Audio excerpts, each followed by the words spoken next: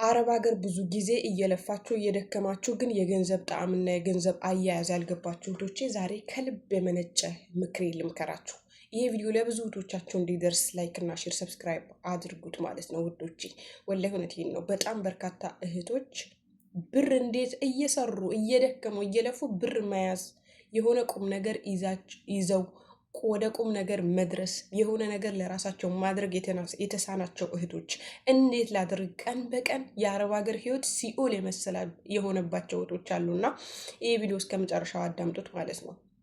ላይክ አድርጉት። ምንድነው መሰላችሁ አሁን ብዙ እህቶች እየተቸገሩበት በቃ አረብ ቤት አረብ ሀገር መስራት ሲኦል እየመሰላቸው ራሳቸው ተጨንቀው ተሰቃይተው ማዲያት እያወጡ በጭንቀት ምክንያት ማለት ነው። ይሄ እኮ መሆን የሌለበት ነገር ነው። በነገራችን ላይ እዚህ ጋር እየሰራሽ ነው። ትላንትና ለምንድን ነው የወጣሽው ከሀገርሽ? ቆም ብላችሁ ማሰብ ያንን ነው። ትላንትና ያሳለፋችሁትን፣ ትላንትና 10 ብር ያጣችሁትን፣ ትላንትና እንኳን ለልጆቻችሁ የዳቦ መግዣ የሚሰጣችሁ ያጣችሁበትን ቀን መርሳት የለባችሁ።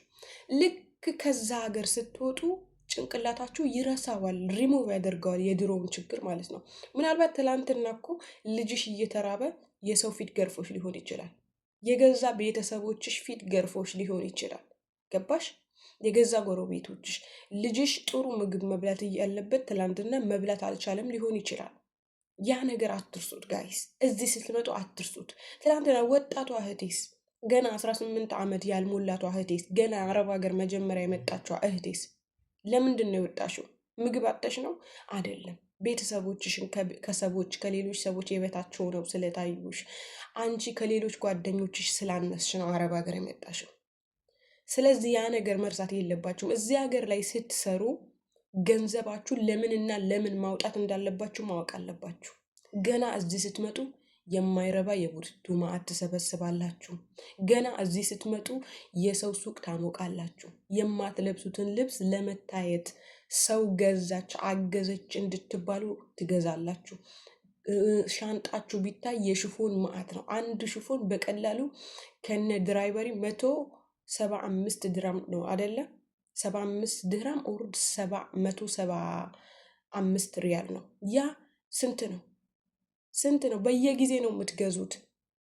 አርቲፊሻል ነገር ትሰበስባላችሁ። ከዛም ቤተሰብ ብር ላኪ ስትባይ ለምንድን ነው ስንት ነው አትይም። ዝም ብለሽ የወር ደመወዝሽን ትልኪያለሽ። ትልኪና እድሜሽ ከቆሰው የሆነ ቀር ሲደክምሽ ትዝ ይልሽና ማንባት ትጀምሪያለሽ። በቃ ደገመኝ፣ የመዳን ቤት ደገመኝ፣ ሰለቸኝ ትያለሽ። ሰራተን አስቡበት። አሁን እኮ ድሮ የተበሉት ተበልተዋል፣ ችግር የለውም። አሁን ግን በሰነጠለ ዘመን ላይ በፍየል ዘመን ላይ በግ አትሁኑ። ወላሂ እውነቴን ነው የምላችሁ። ለምንድን ነው በግ የምትሆኑት?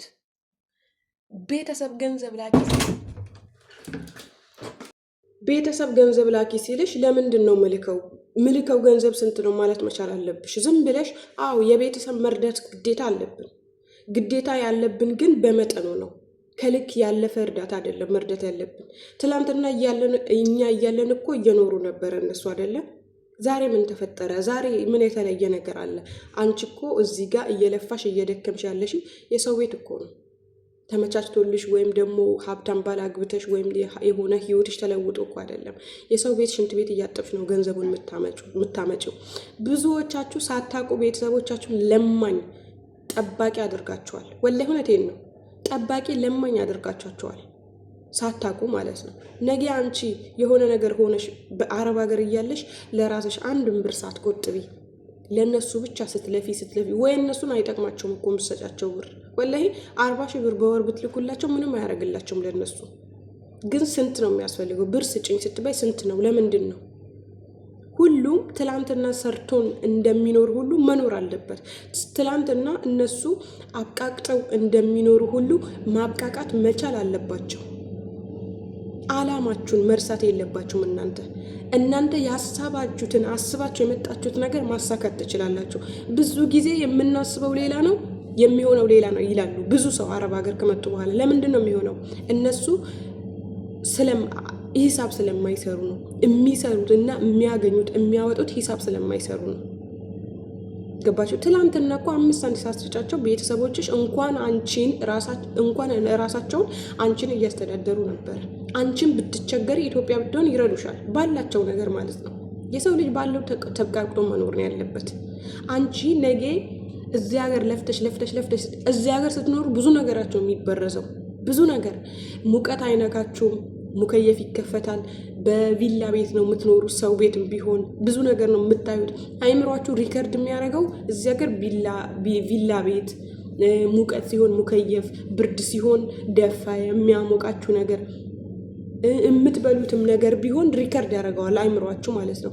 አገር ባዷችሁ ስትገቡ የአይምሯችሁ ሪከርድ ያደረገውን ነገር እዛ ያለውን ነገር መቋቋም አይችልም ከሌላችሁ ማለት ነው። ገባችሁ አይደለም? በጣም በርካታ እህቶች በወር የምትሰሩትን ብር ቀጥታ ኢትዮጵያ ነው የሚላከው። እንዴ አንዳንዶቻችሁማ ምን ትላላችሁ? እኔ እያለው ቤተሰቦቼማ እንደዚህ። ለቤተሰቦቻችሁ ወላሂ ላዚም ቤት ከሌላቸው ቤት ስሩ፣ የአንድ ዓመት ደሞዛችሁ፣ ለዛም የራሳችሁ እስኮርት አስቀምጣችሁ። እስኮርት አስፈላጊ ነገር፣ ነገ ብትታመም ብትወድቂ ሚዲያ ላይ ማንም አይለምንልሽም። ከስንት አንዱ ሰው ነው እንጂ ሚዲያ ላይ እንኳን ሲሞት የሚለመንለት፣ ሞታችሁ እንኳን ሬሳችሁ አይላክም። አብዛኛው ኢትዮጵያዊ ሬሳው ከ6 ወር በኋላ ባለበት ሀገር ነው የሚቀበረው። ይሄ ግን ሚዲያ የወጣ ነው። አንዳንድ ኢትዮጵያ የሚለካው ሬሳው ማለት ነው። ስለዚህ ብትሞቺ ችግር የለውም፣ ይጣሉሽ ሲፈልጉ። ብትታመሚ ማንም አይረዳሽም። በርካታ እህቶች ሐኪም ቤት ላይ ናቸው። ማንም የሚያያቸው የሚያስታውሳቸው የለም። ኢቭን ቤተሰቦቻቸው እራሱ ስጠፉ ጠፋች ልጄ ብለው አይፈልጉም። ምክንያቱም የገጠር ሰዎች ናቸው ቤተሰቦች። ስለዚህ ማንነትሽን አመጣጥሽን አውቀሽ አላማሽን መርሳት የለብሽም። አረብ ሀገር ስትኖሪ እያንዳንዱ በየወሩ የሚመጣው ብር ተቀማጭ ለራስሽ ማስቀመጥ አለብሽ። ለራስሽ ለነጌሽ። ገባሽ? ቦታ መግዛት ቢያቅት ቤት መስራት ቢያቅትሽ ቦታ መግዛት፣ ቦታ መስራት ቢያቅትሽ ወርቅ መግዛት። ወርቅ የምትገዛ ሴት ስማርት ሴት ናት፣ የበሰለች ሴት ናት።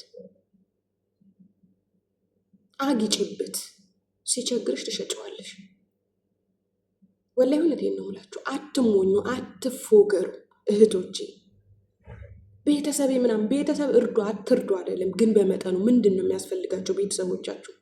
40 ሺህ ብር እና 50 ሺህ ብር ነው ወይስ መጀመሪያ ሀሳባቸውን ተቀብለው ስንት ነው የሚያስፈልጋቸው ብሎ ብር እናንተ ላይ ሲቀመጥ ብቻ ነው የእናንተ። ግን እነሱ ጋር ስትወረውሩት አይቀመጥም ብር፣ ወላሂ አይቀመጥም። ለማንኛውም ለዚህ ቻናል አዲስ ከሆናችሁ ላይክ እና ሼር ሰብስክራይባችሁን ማድረግ እንዳትረሱ። በቀጣይ ደግሞ በሌላ ባሪክ ቪዲዮ እመጣለሁ።